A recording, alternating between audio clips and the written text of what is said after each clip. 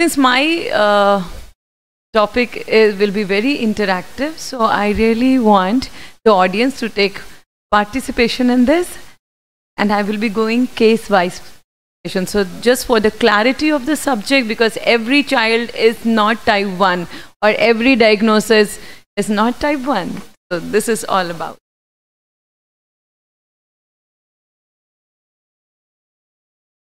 I will be starting the case studies and how to approach discussion and further. So here comes the first case. 20-year-old male, polyuria, blood sugar 440, HbA1c 10, ketones 2.2. DKA on insulin, obviously DKA, because the ketones itself says like, and 20-year-old male, which is very unusual diagnosis. BMI is 27, not usually. Type 2 in family history, metformin was initiated, insulin was stopped. DK after 1 year later. So what did we miss here?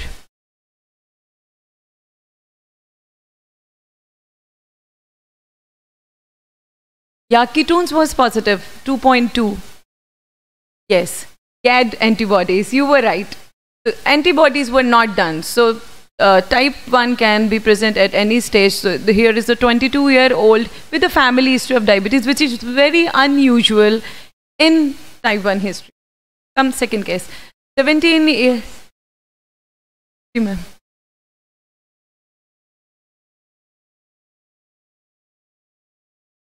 Ma'am, 20-year-old child, type 2, family history of diabetes, BMI 27.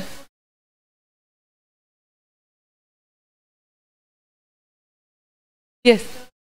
Insulin was initiated, but subsequently it was stopped. Could have gone somewhere, got it diagnosed. हम तुम्हारा दवाई बंद कर देंगे, हम आयुर्वेदिक को ये सब, a lot of things. Yeah. These are just the cases we came across. 17-year-old female, polyuria, blood sugar 280, HbA1c 8%, ketone 0.7, BMI 16, no acanthosis. So diagnosed was, type 1 was diagnosed. She started with insulin and she had recurrent hypoglycemia because insulin was initiated. Probably the insulin dose titration was not done perfectly fine. So she was undergoing recurrent hypoglycemia.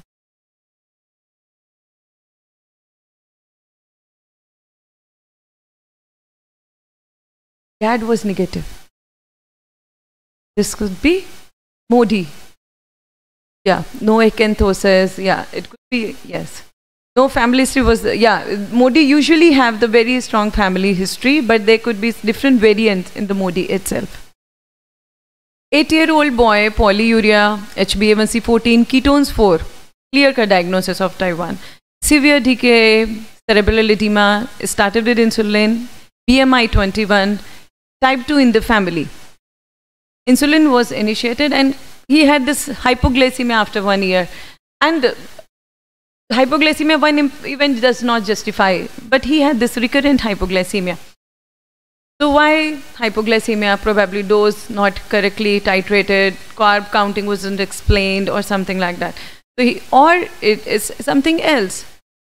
This child, ETG needs to be done just to rule out whether he's suffering from another autoimmune disorder. So we need to do ETG ideally and thyroid disorder just to rule out whether any other autoimmune has been associated. I started on gluten-free diet, covered. 28-year-old male, polyuria, weight loss 6 kgs with polydipsia, HbA1c 12, ketone 5. DK management, 28-year-old, BMI 29, type 2 family history, and DK management was initiated because of ketones, that was 5. Ideally, that should have been done. Discharge on insulin with metformin and glimepiride. Considering he might be into HHS, he's having this. But off insulin 2 months later, admitted with DK again after 3 months. Is it type 1, type 2, LADA, or what is missing is C-peptide was low and another antibodies were positive, like anti-insulin antibodies was positive. So there is like 5 or 6 antibodies which are usually done, ZNT8, anti-ILSL antibodies, and if GAD is always not positive, even 2-3 patients of mine where anti-insulin antibodies are positive with C-peptide low. So one antibody, usually GAD is a very strong indicator for diagnosis of type 1, but it is not applicable in all the cases. So if it all is after in insulin initiation, C-peptide is low, still you're not getting the diagnosis, get the another antibodies. 19-year-old girl, vaginal infection, blood sugar 200, HbA1c 9%, ketones negative. Lean phenotype, BMI 21, diabetes in family. And she was started with insulin. Hypoglycemia after 1 month. And she was getting hyperglycemia with metformin and sitagliptin. GAD antibodies was negative for type 1. So we are still discussing whether what is this type 1 or type 2, but she was eventually landed as MODY and with genetic analysis. 25-year-old female, routine investigation, fasting was 140, OGTT 126, HbA1c 6.8, lean phenotype, so there might be some glucokinase effect, and lifestyle modification is the MODY 2. 18-year-old female, recurrent skin inspection, PCOS. PCOS itself says there is somewhat insulin resistance is there with HbA1c 7.8. BMI is 37, family history of diabetes is positive. PCOS, insulin resistance, periods irregularity, acne, hirsutism, and lot of things. Ideal diagnosis with early type 2, I think. The ideal choice is a metformin, but recently, as per the guidelines, SGLT2 inhibitors has been recommended these days as first line of treatment, which has been recently, though RSSDI had suggested 2 years back, now they have approved when the UK guidelines have come up with it. Yeah, even GLP-1 analogs are also the drug of choice in this case. 19-year-old male, fever 5 months, blood sugar 500, ketones are absent, no DKA, lean phenotype, severe acanthosis and insulin resistance. So this is very unusual, very unusual finding, because lean phenotype with severe acanthosis are very tough to find. And this was the patient. So it's not type 1 or type 2 or MODY. So this is known as lipodystrophy. And because his immunity was low, not properly, so recurrent fever. Sugars were high, and none of, like with lean patients, what do you usually do? But there was so much insulin resistance, they require very high dose, and you keep wondering why so much of insulin resistance, where are we going wrong? So this is the patient with lipodystrophy, very high SGP and triglycerides. 20-year-old newborn, blood sugar 300, DKA, failure to thrive, discharge on insulin, because 20-year-old, what else you can do with? Recurrent hypoglycemia. So the defect would be here, neonatal diabetes. Yes. So genetic test was done, potassium ATPase and defect, and neonatal diabetes, and the best drug for this is sulfonylureas. 17-year-old female, type 1, 17-year, diagnosed at 15 years of age. Insulin was 1 unit per kg per day. Visual complaints, retinopathy, optic disc atrophy. So she is fitting into Wolfram syndrome, that is RIDMOAD. Diabetes insipidus, diabetes mellitus, optic atrophy, and deafness. Though rare to find, but so far I have seen like one patient in 14 years of practice. Oh, interesting. Wolfram is, yeah, it's not very, oh, that's great. Interesting. Wolfram syndrome. Anybody having these complaints, think about something else. So just cases over. So anything, I'll just summarize this. Before 6 months, it could be neonatal diabetes. After 6 months, DKA presentation. Insulin requirement is type 1. No insulin requirement, no obesity. Go for another antibody. So get a C-peptide. That's a basic one. Recently, while I was coming here, I came across a girl, 23-year-old. And she was started with some drugs because family history of diabetes was positive. With this girl, she wasn't gaining weight. Her complaint was, I'm not gaining weight. nobody was, C-peptide was not done. So simply got a C-peptide and it was 0.6 ng per dl. Then I told her simply get a ultrasound. And on her ultrasound, she was diagnosed with chronic calcification of pancreatitis. That was the concern, and simple ultrasound will make a lot of difference while making a diagnosis. So when to evaluate? Before 1 year, neonatal. Low insulin need, it could be MODY. Antibodies negative, MODY. Strong family history of diabetes, MODY. No obesity, acanthosis, MODY or LADA, and get antibodies done. Early sulfonylurea failures could be LADA. Ketosis prone is LADA, and fat distribution which is inappropriate, it could be lipodystrophy. This is simply a classification of diabetes, and type 1 can occur at any stage. This was a patient I was talking about. Whatever I did, strong family history of diabetes, he has a severe, like acanthosis nigricans, skin tags. He wasn't doing so good. And currently also, this guy is on 130 units of insulin. Every day. It's like that. So much of resistance. And with this, not all were negative. Insulin antibodies were positive. So this guy is 40 years old. So type 1 can occur at any stage. Be vigilant when you are making a diagnosis. Especially monogenic diabetes, so though we do not do so much of genetic analysis, but if you have a strong family history of diabetes, there is no signs of insulin resistance, think of genetic analysis. The child might simply need a lifestyle modification that will do the work. The key players are autoimmunity and beta cell reserve. So C-peptide and antibodies are the main players while making a diagnosis.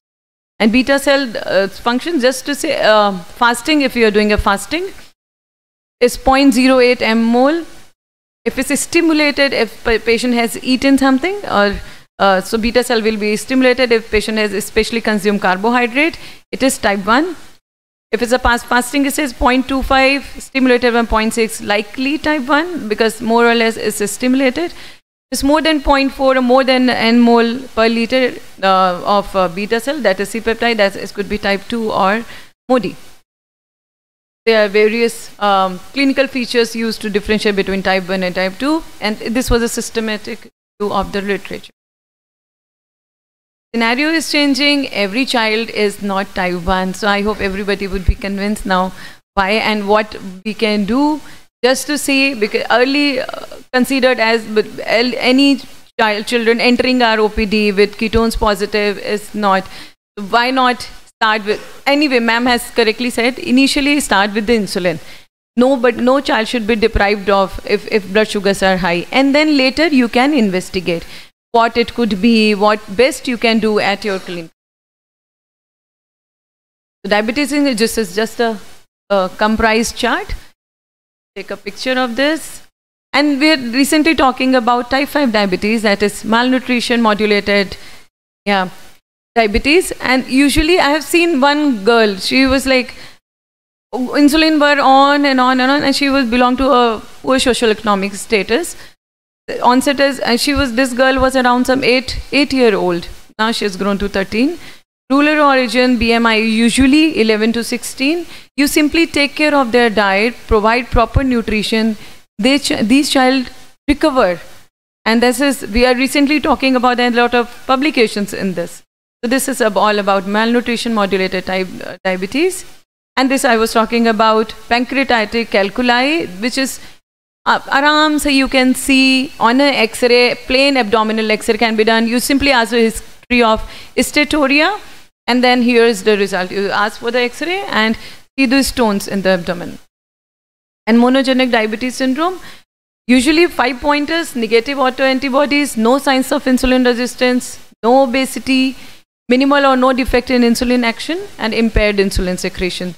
It could be any type. It could be HNF1, glucokinase mutation, or HNF1 beta 1 alpha. There are lots. So ideally get a genetic analysis. These are the few criteria for diagnostic MODY in case you come across any patients having very strong family history of diabetes. So dilemmas in diabetes care: low level of awareness, patient report having poor blood glucose control, patients struggle to remain fully compliant with their insulin regime, significant psychosocial impact is seen. Insulin medicine doses are being missed, not taken as prescribed. Patients and physicians are concerned about the hypoglycemia risk.